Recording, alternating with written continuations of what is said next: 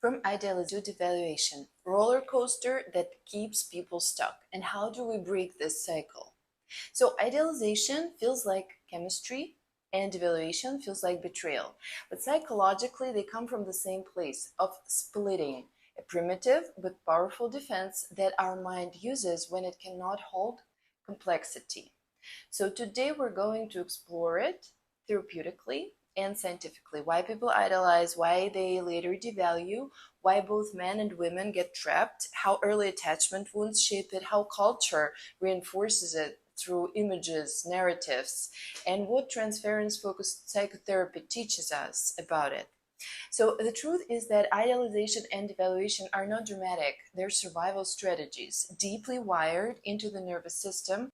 What is idealization clinically and scientifically?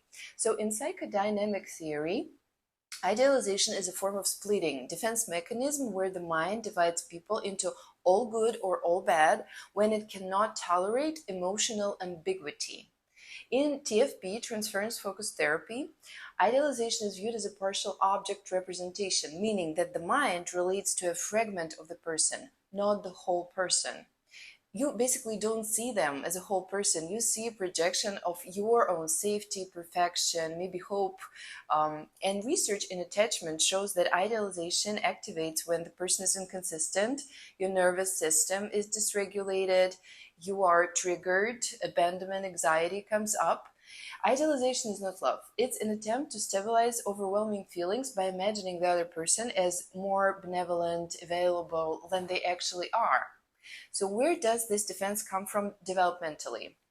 Well, if you were a child who grew up with narcissistic or depressed parents, unpredictable parents, you were neglect, you cannot integrate a whole picture of the caregiver.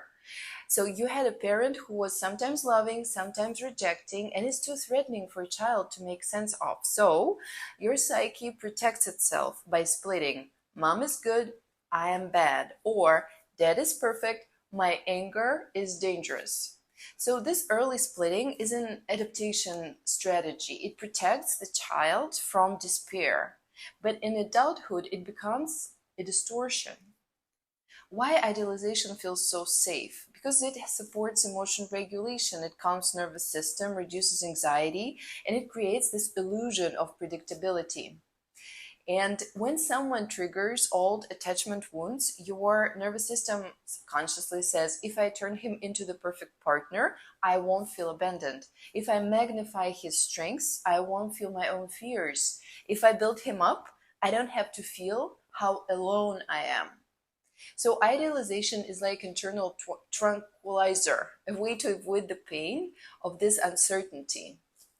And also social media reinforces it big time because we live in a culture which is engineered to amplify fantasy. Instagram, TikTok, all these dating apps, they present people as polished, filtered, ideal.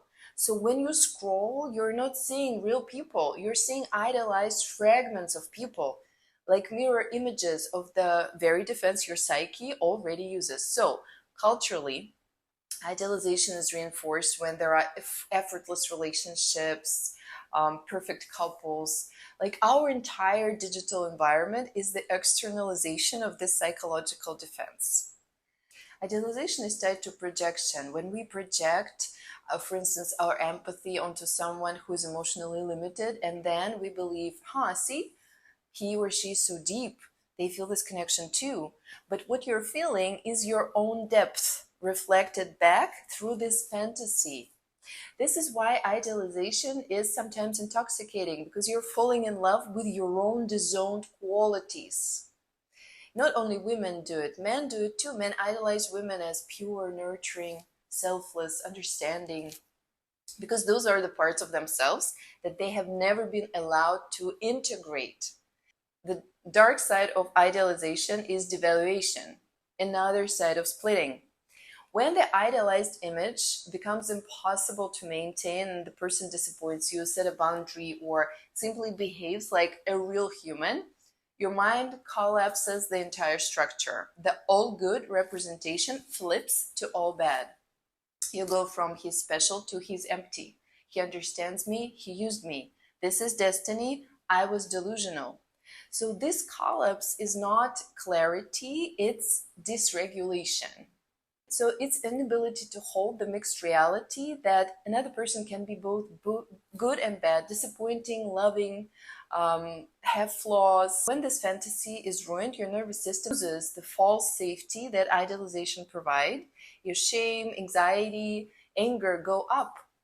And of course, it's not rational thinking. Idealization and devaluation are transference reactions, meaning you're not actually responding to this partner, you're responding to internalized representations of early caregivers, reenacting the hope for emotional connection, disappointment, childlike shame.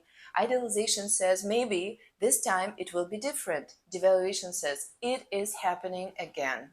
When you devalue, instead of projecting goodness, you project your own shame, your own fear, your own disappointment, your own anger onto the other person. You relate to them as if they embody these qualities.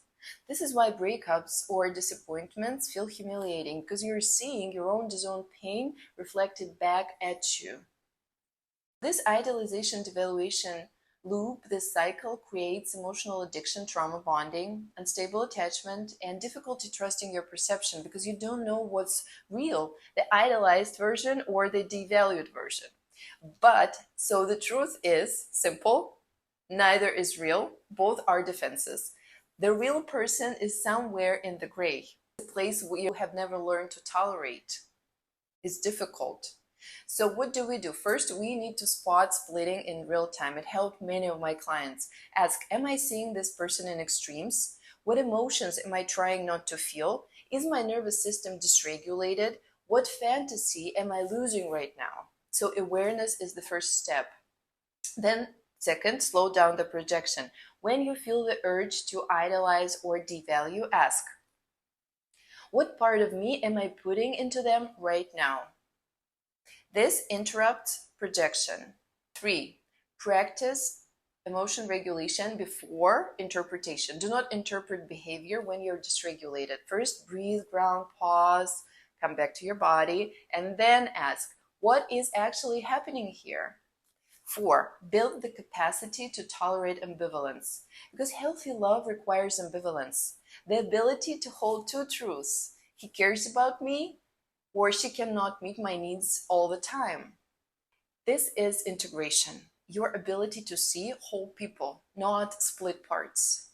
And then 5, revisit the original story. Because it's difficult to change your cycle when you don't understand its roots. Ask, who did I have to idolize as a child? Whose inconsistency did I turn into a fantasy? Who made me feel safest when I imagined them as perfect?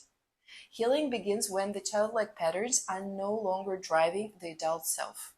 Then 6, replace fantasy with reality.